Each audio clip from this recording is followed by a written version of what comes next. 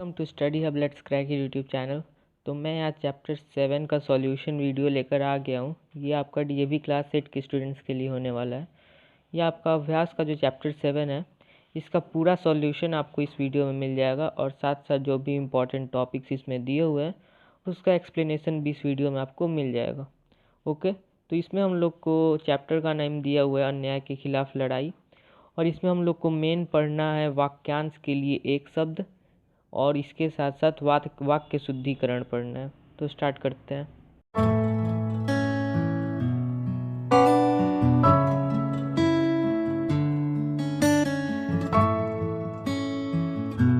सबसे पहले आपका क्वेश्चन नंबर 1 दिया हुआ है, इसको सबसे पहले हम लोग नहीं देखेंगे। सबसे पहले ये देखेंगे कि वाक्य संक्षेपीकरण किसे कहते हैं। वाक्य संक्षेपीकरण क्या होता है, उससे आपको क्वेश्चन नंबर 1 समझ में आ जाएगा। तो वाक्य संक्षेपीकरण का मतलब क्या हुआ? इसका मतलब हुआ कि आपका कोई भी एक वाक्य लिखा हुआ होगा या फिर वाक्य का भाग लिखा हुआ होगा। वाक्यांश बोलने का मतलब होता है वाक्य का भाग। तो यहाँ पे आपका एक वाक्य का भाग या फिर वाक्य लिखा हुआ है। तो इसके लिए अगर आप लोग एक शब्द लिखते हैं, यानी कि इसका मीनिंग और इसका मीनिंग दोनों का मीनिंग सेम हो, लेकिन इस वाक्य को छोटा करके एक शब्द में लिखना ही वाक्य संक्षेपीकरण कहलाता है। इसका मतलब क्या हुआ? अगर आपने एक वाक्य लिख दिया, उसके लिए इस वाक्य के लिए आपने अगर एक शब्द लिखा, एक शब्द, ठीक है, तो जो आपका ये एक शब्द होगा ये आपका वाक्य संक्षेपीकरण होगा। ओके, आपको वाक्य संक्षेपीकरण तो समझ में आ गया होगा। अब अपने क्वेश्चन नंबर पर चलते हैं। क्वेश्चन नंबर 1 में आपको बस यहाँ पे पढ़ना है और आपको ये याद कर लेना है, जो दूसरों के अधीन हो उसको हम लोग पराधीन बोलते हैं वाक्य संक्षेपीकरण में। तो ये आपको याद कर लेना है। ओके, इधर आपके जो दिया हुआ है।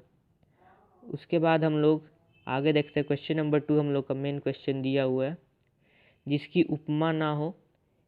इसमें आपका एक वाक्य दिया हुआ है और इसको आपको संक्षिप्त करके, यानी इस पूरे वाक्य के लिए आपको एक शब्द लिखना है। ओके, पूरे वाक्य के लिए आपको एक शब्द लिखना है। तो सबसे पहले आपका दिया हुआ है जिसकी उपमा ना हो, तो उसका हो जाएगा आपका अनुपम। जिसका अंत ना हो, यह आपका एक वाक्य दिया हुआ है, इसके लिए आपको एक शब्द लिखना है। जिसका अंत ना हो उसको हम लोग अनंत बोलते हैं। यह आपका करेक्ट आंसर होगा। उसके बाद जो कहा ना जा सके उसको हम लोग बोलते हैं अकथनीय। और उसके बाद है अच्छे आचरण वाला, तो उसको हम लोग बोलते हैं सदाचारी। ओके, तो ये सब जो आपके एक शब्द दिए हुए हैं ये आपका वाक्य संक्षेपीकरण है। ओके, क्वेश्चन नंबर 3 है, निम्नलिखित शब्दों के लिए दिए गए विकल्पों में से उचित वाक्यांश पर सही का निशान लगाइए। यहाँ पर आपका एक शब्द दिया हुआ है और इस शब्द का जो मीनिंग होगा वाक्य में उस पर आपको निशान लगाना है।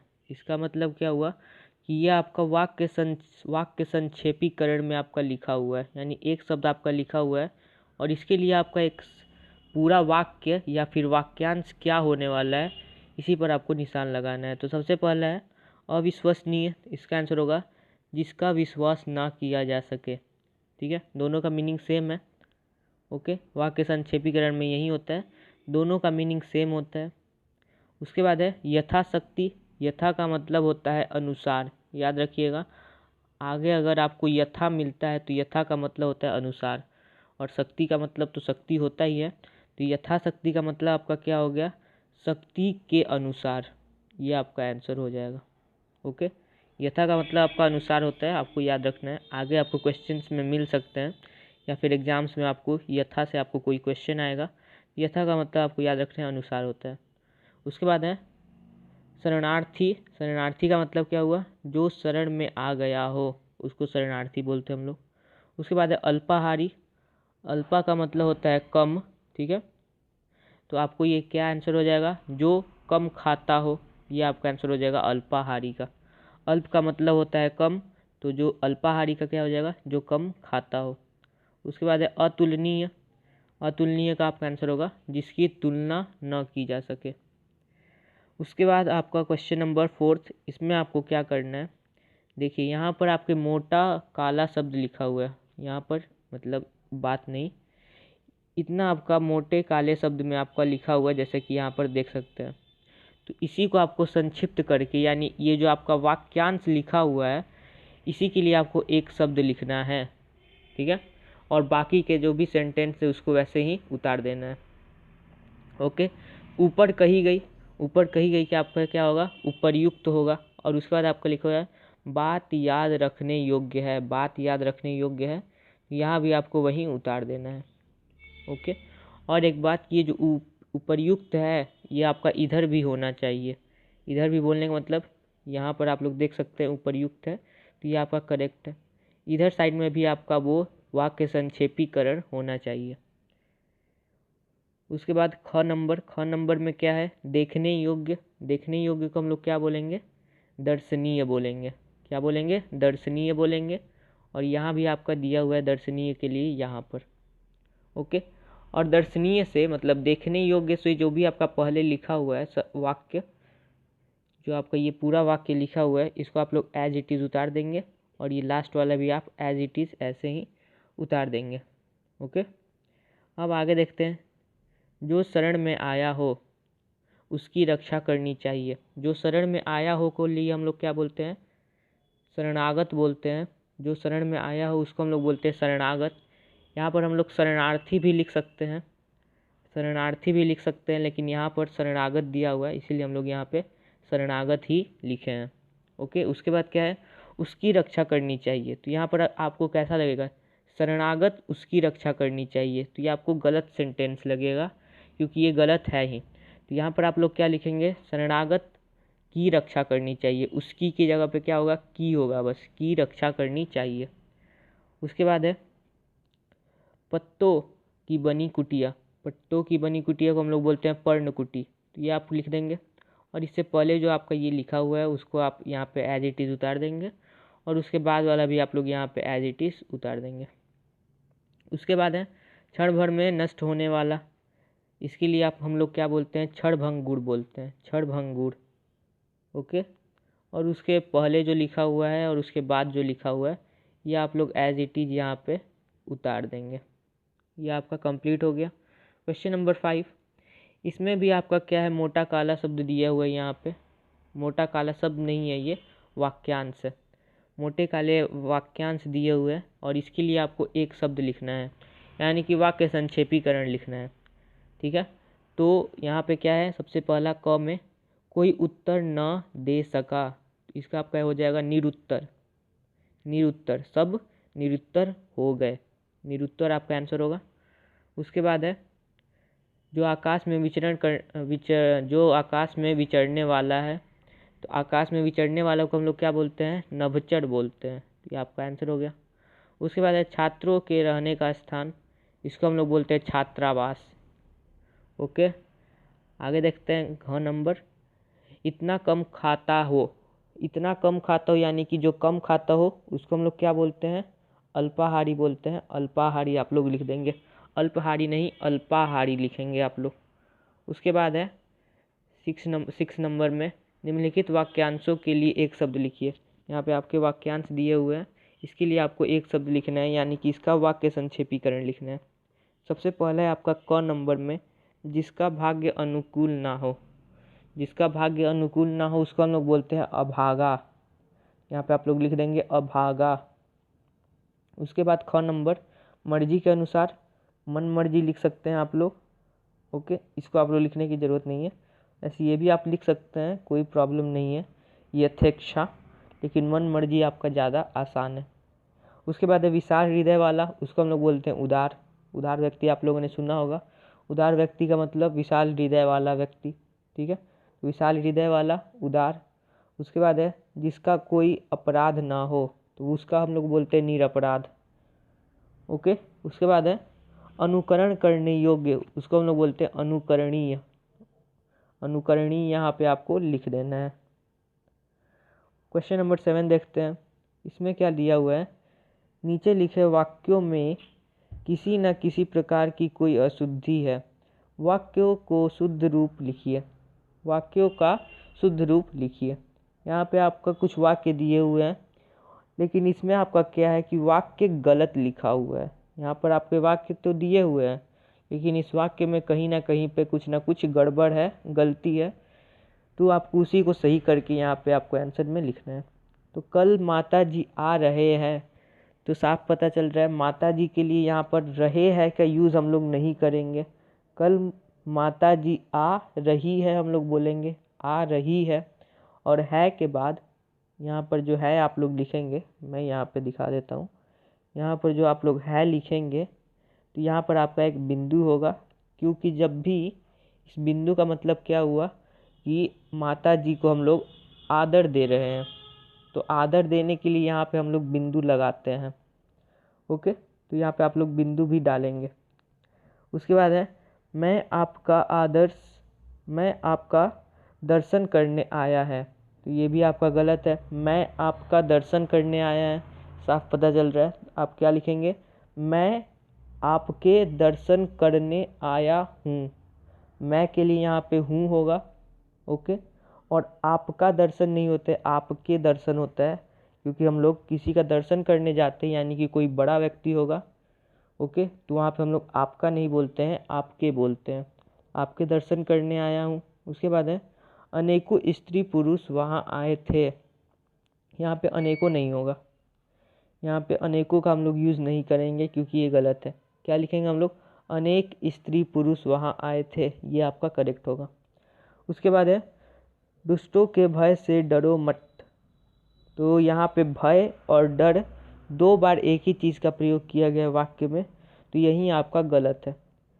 एक ही शब्द का प्रयोग 2 बार नहीं करना है वाक्य में, यानी कि इसका भी मीनिंग सेम है और इसका भी मीनिंग सेम है, तो ये आपका गलत है। एक ही बार हम लोग यूज़ करेंगे। दुष्टों के भय से डरो मत, तो भय और डर दोनों एक ही चीज़ है, हम लोग 2 बार इसका यूज़ नहीं करेंगे। क्या लिखेंगे हम लोग, दुष्टों से मत डरो, ये आपका करेक्ट होगा।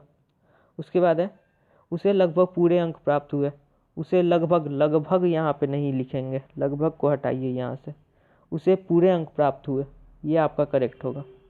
उसके बाद है करीम देखने गया है सिनेमा। ओके, तो यहाँ भी आपको पता चल रहा है देखने गया है, ये आपका हमेशा लास्ट में होता है क्योंकि ये आपका क्रिया है। ओके, तो आप लोग आंसर में क्या लिखेंगे, करीम सिनेमा देखने गया है। उसके बाद है आपका एक गीतों की पुस्तक ला दीजिए, तो गीतों की एक पुस्तक ला दीजिए, ये आपका करेक्ट होगा। एक गीतों की पुस्तक नहीं होता है, गीतों की एक पुस्तक होता है। ओके, एक गीतों की पुस्तक नहीं होता है, गीतों की एक पुस्तक होता है। इसको आप लोग सोचिएगा, आपको समझ में आ जाएगा। गीतों की एक पुस्तक होता है, एक गीतों की पुस्तक नहीं होता। उसके बाद है कृपया हमारी बात सुनने की कृपा करें। अब कृपया और कृपा दोनों एक ही चीज़ है, एक वाक्य में 2 एक ही चीज़ प्रयोग नहीं होगा, तो हम लोग एक ही बार प्रयोग करेंगे। क्या लिखेंगे, कृपया हमारी बात सुने, ये आपका आंसर हो जाएगा करेक्ट। उसके बाद है यहाँ ताज़ा फलों का रस मिलता है, ताज़ा फलों यहाँ पे जच नहीं रहा है, यानी कि यहाँ पे ताजे होगा तो ये फलों के साथ जचेगा, यानी कि फलों बहुवचन में है, तो यहाँ पे ताज़ा जो लिखा हुआ है ये भी आपका बहुवचन में होना चाहिए। तो हम लोग क्या लिखेंगे, यहाँ ताजे फलों का रस मिलता है, ताजे फलों होगा यहाँ पे।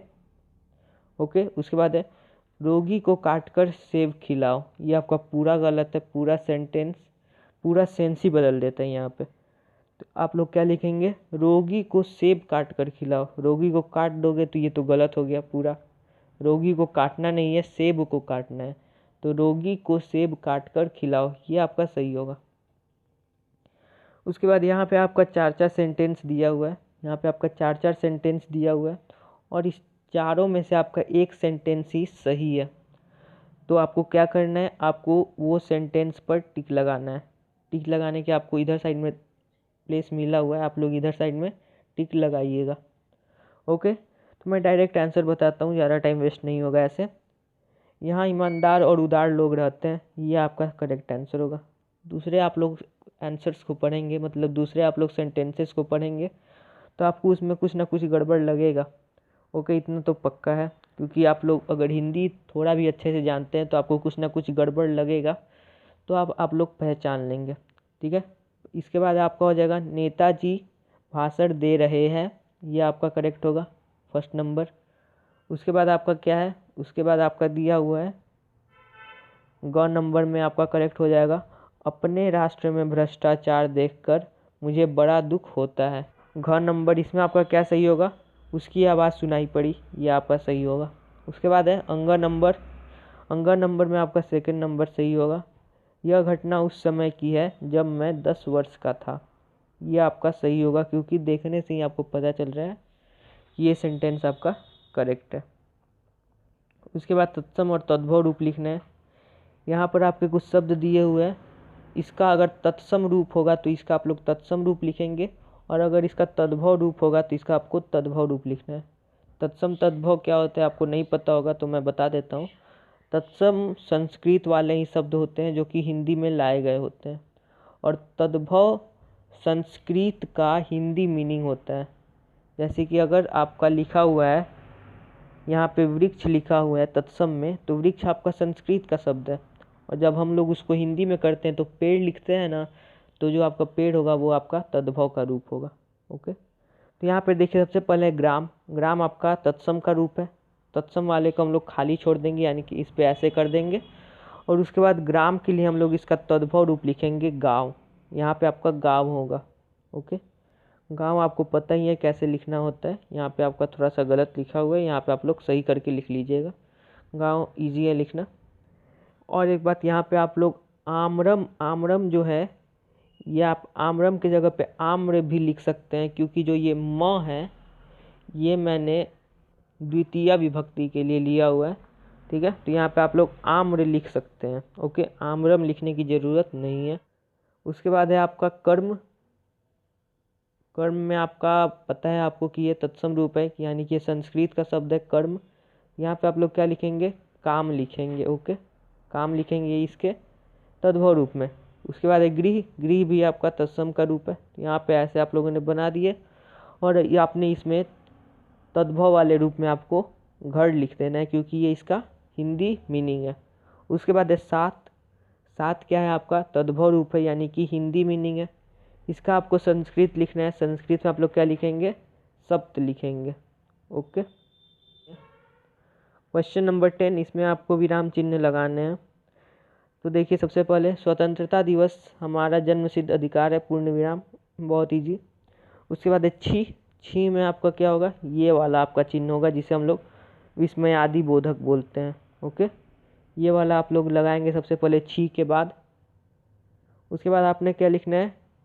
पूर्ण विराम लगा देना है लास्ट में। ओके, उसके बाद क्या है? गणतंत्र दिवस की परेड में बच्चे अल्प विराम। अल्प विराम आपको पता है ऐसे लगाया जाता है, ये वाला आपका अल्प विराम है, ये आपको लगाना है। फिर से स्त्री। स्त्री में स्त्री के बाद भी आपको यही वाला लगा देना है चिन्ह, अल्प विराम। और उसके बाद पुरुष सभी, और लास्ट में आपको पूर्ण विराम लगा देना है। उसके बाद है घ नंबर। घ नंबर में आपका क्या है? माता जी बोली। बोली के बाद आपको अल्प विराम लगाना है, और उसके बाद दोहरा उद्धरण चिन्ह शुरू करना है। दोहरा उद्धरण यानी कि ऐसे आपको सबसे पहले लिखना है, और उसके बाद आपको लास्ट तक जाना है, पूर्ण विराम लगाना है, और उसके बाद दोहरा उद्धरण चिन्ह को बंद कर देना है, यानी कि कुछ इस प्रकार से कर देना है जैसे मैंने यहाँ पे किया हुआ है। ओके, इस प्रकार से आपको कुछ लिख देना है घ नंबर क्वेश्चन के लिए। अंग। अंग में आपका क्या होगा? वह ईमानदार है के बाद आपका अल्प विराम होगा, और लास्ट में पूर्ण विराम होगा। उसके बाद क्वेश्चन नंबर 11। क्वेश्चन नंबर 11 में आपका क्या है? निम्नलिखित वाक्यों के वचन बदलिए। वचन बदलिए यानी कि अगर वाक्य एक वचन में दिया हुआ है तो आपको बहुवचन में लिखना है, अगर वाक्य बहुवचन में दिया हुआ है तो आपको उसको एक वचन में लिखना है। लड़का भाग गया, तो ये आपका एक वचन में है, तो बहुवचन में हम लोग क्या लिखेंगे? लड़के भाग गए, ये आपका बहुवचन होगा। उसके बाद है बालिकाओं ने अच्छे गीत गाए, अच्छे गीत सुनाए। यहाँ पे बालिकाओं है तो ये आपका बहुवचन है, तो आपको एक वचन करके पूरे वाक्य को लिखना है। तो आप लोग क्या लिखेंगे? बालिका ने अच्छा गीत सुनाया। अच्छे गीत यहाँ पे बहुवचन के लिए था, तो इसको भी हम लोगों ने कन्वर्ट किया एक वचन के लिए, तो यहाँ पे अच्छा गीत हो गया। सुनाए जो था ये भी आपका बहुवचन के लिए यूज होता है, इसको भी हम लोगों ने कन्वर्ट किया, सुनाया किया हम लोग इसको। ओके, तो बालिका ने अच्छा गीत सुनाया। उसके बाद है आपका मंच पर लड़की नाच रही है, ये आपका एक वचन है। लड़की है यहाँ पे। ओके, तो एक वचन है, आपको पता चल गया। अब इसको आपको बहुवचन करना है। तो मंच पर लड़कियाँ नाच रही है। ओके, यह आपका करेक्ट आंसर होगा। उसके बाद है पंछी गगन में उड़ रहा है। पंछी गगन में उड़ रहा है यहाँ पे, इसका मतलब कि ये एक वचन में है। इसको आपको बहुवचन में करना है। तो आप लोग लिखेंगे पंछी गगन में उड़ रहे हैं, आप लोग यहाँ पे बहुवचन कर देंगे। उसके बाद है उपवन में फूल खिलता है। उपवन में फूल खिलता है, यहाँ पे आपका फूल खिलता है, ये आपको पता चल गया कि ये एक वचन में है। तो उपवन में फूल खिलते हैं, आप लोग लिखेंगे खिलते हैं, ये आपका बहुवचन में हो जाएगा। ओके, खिलता है का बहुवचन हो जाएगा खिलते हैं। ओके, अब इसके बाद क्या है, नीचे दिए गए वाक्यों में क्रिया विशेषण शब्द पर घेरा लगाकर उसका भेद लिखिए। ठीक है, यहाँ पे आपका वाक्य दिया हुआ है, इसमें आपके क्रिया विशेषण दिए हुए हैं। तो आपको क्रिया विशेषण पे सबसे पहले तो गोला लगाना है, घेरना है उसको, और उसके बाद ये जो क्रिया विशेषण है इसका भेद लिखना है। तो सबसे पहले क्वेश्चन नंबर ख पर चलते हैं। क तो दिया हुआ है। क्वेश्चन नंबर ख, गुरुजी अभी आए हैं। क्रिया विशेषण आपको अगर पता नहीं है तो मैं बता देता हूँ। क्रिया विशेषण जो क्रिया की विशेषता बताए। ठीक है, तो क्रिया विशेषण जो भी होता है ये क्रिया से आगे लगता है। ओके, तो यहाँ पे देखिए, यहाँ पर है आपका आए लिखा हुआ है, आए हैं। तो आए हैं से आपका पहले क्या लगा हुआ है, अभी लगा हुआ है, तो यही आपका क्रिया विशेषण होगा। तो गुरुजी अभी आए हैं, तो ये आपका काल के बारे में बता रहा है, समय के बारे में बता रहा है कि गुरुजी अभी ही आए हैं, तो ये आपका कालवाचक क्रिया विशेषण हो गया। ओके, उसके बाद है गाड़ी प्लेटफॉर्म पर अचानक आ गई। अचानक आ गई जो है ये आपका क्रिया है। इससे पहले आपका अचानक दिया हुआ है, तो अचानक पर पहले तो घेरा लगाइए, अचानक पर आप लोग घेरा लगाइए, और उसके बाद अचानक के लिए आप लोग लिखिए कालवाचक क्रिया विशेषण, क्योंकि ये भी समय के बारे में बता रहे हैं। उसके बाद है घ नंबर, मैं जितना खाता हूँ उतना मोटा होता हूँ। यहाँ पे खाता है, ओके, ये आपका क्रिया है, तो उससे पहले आपका जितना लिखा हुआ है। उसके बाद है आपका मोटा होता हूँ। ठीक है, मोटा होता हूँ, ये भी आपका एक क्रिया ही है।